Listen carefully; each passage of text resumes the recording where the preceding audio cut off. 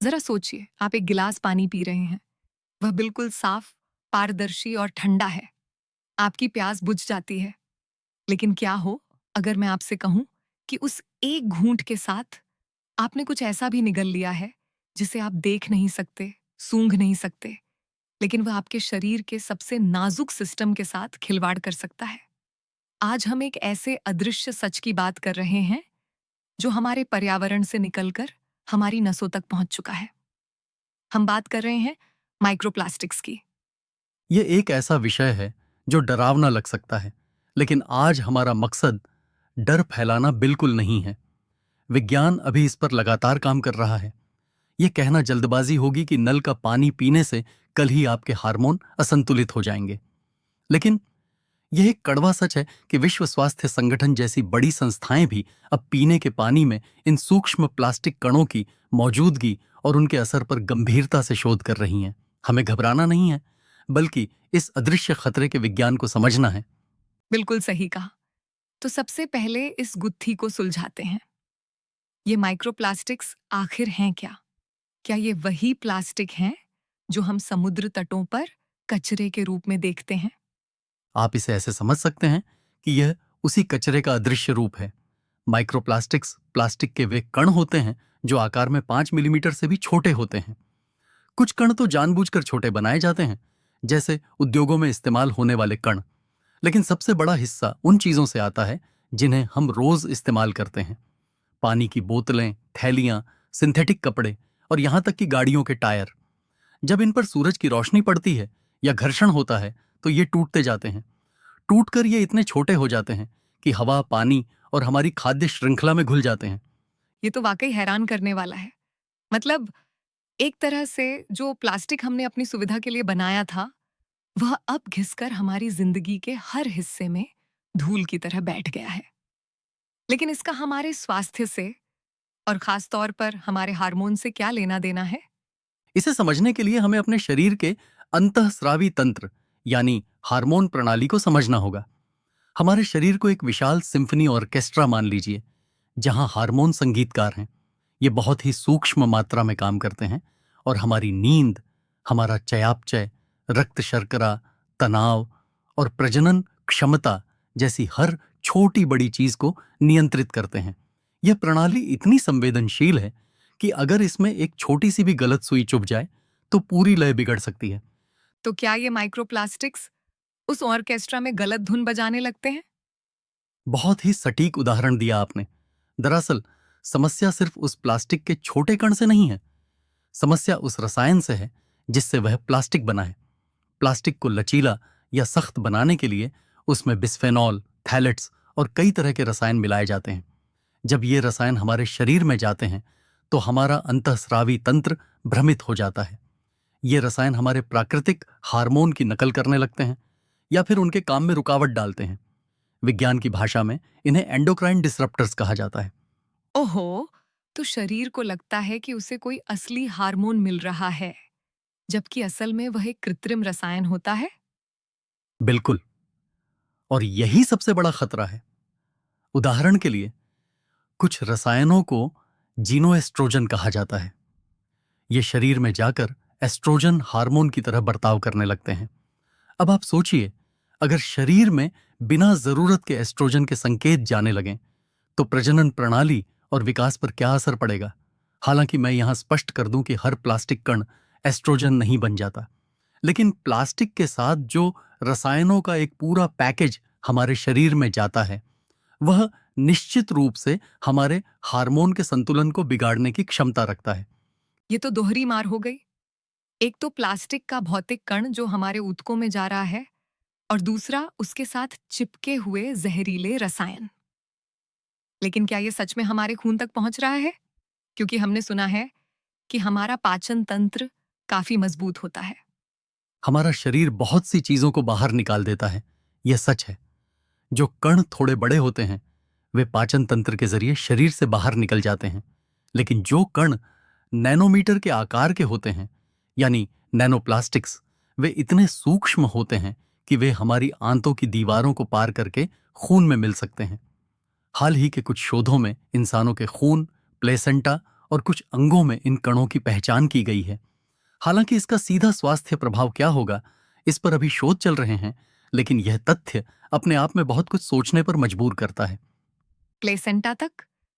मतलब एक अजन्मा बच्चा भी इस कृत्रिम दुनिया के प्रभाव से अछूता नहीं है। ये तो एक बहुत ही गहरा और दार्शनिक सवाल खड़ा करता है। हम विकास के नाम पर कैसी दुनिया बना रहे हैं? यही तो सबसे बड़ा विरोधाभास है। हमने प्लास्टिक का आविष्कार इसलिए किया था क्योंकि यह कभी नष्ट नहीं होता, यह अमर है। लेकिन हमारी जैविक संरचना नश्वर और प्राकृतिक है। जब एक अमर कृत्रिम चीज हमारे प्राकृतिक शरीर में प्रवेश करती है तो टकराव होना तय है। आज के समय में मोटापा, इंसुलिन रेजिस्टेंस, थायराइड की समस्याएं और पीसीओएस जैसी बीमारियां बहुत तेजी से बढ़ रही हैं। हाँ, खासकर हमारे यहाँ तो हर दूसरे घर में कोई ना कोई थायराइड या मधुमेह से जूझ रहा है। क्या इसका सीधा संबंध इसी प्रदूषण से है? हम इसे अकेला जिम्मेदार तो नहीं ठहरा सकते। हमारी जीवन शैली, तनाव, नींद की कमी और खानपान इसके मुख्य कारण हैं। लेकिन माइक्रोप्लास्टिक्स और ये रसायन उस आग में घी का काम जरूर कर रहे हैं।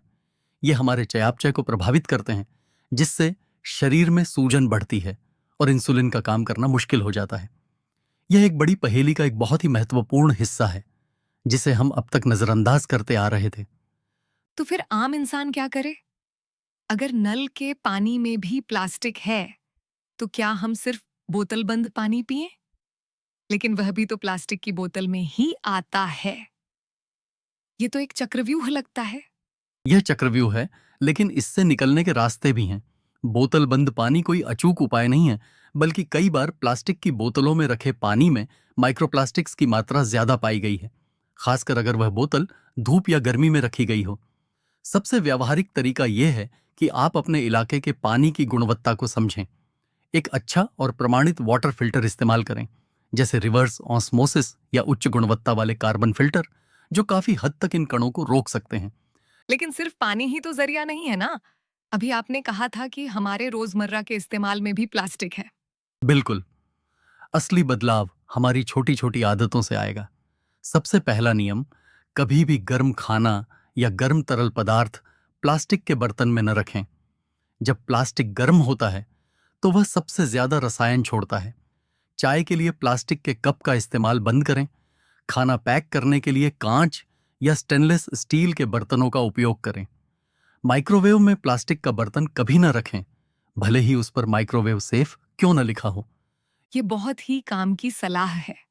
अक्सर लोग जल्दबाजी में प्लास्टिक के डिब्बे सीधे माइक्रोवेव में डाल देते हैं। और हमारे घरों में जो धूल होती है, क्या उसमें भी माइक्रोप्लास्टिक्स होते हैं? जी हां, हमारे सिंथेटिक कपड़ों, पर्दों और सोफे से लगातार सूक्ष्म रेशे झड़ते रहते हैं, जो घर की धूल में मिल जाते हैं। इसलिए घर में हवा का आवागमन अच्छा रखना और गीले कपड़े से पोछा लगाना बहुत मददगार साबित होता है। इसके अलावा पैकेट बंद और अति संसाधित भोजन कम खाएं। इससे न सिर्फ प्लास्टिक का संपर्क कम होगा, बल्कि आपका चयापचय भी बेहतर होगा। मतलब हमें वापस अपनी जड़ों की तरफ लौटना होगा। वही तांबे, स्टील और कांच के बर्तन और प्राकृतिक जीवन शैली। लेकिन अगर किसी को पहले से ही हार्मोनल असंतुलन के लक्षण दिख रहे हों, तो उसे क्या करना चाहिए?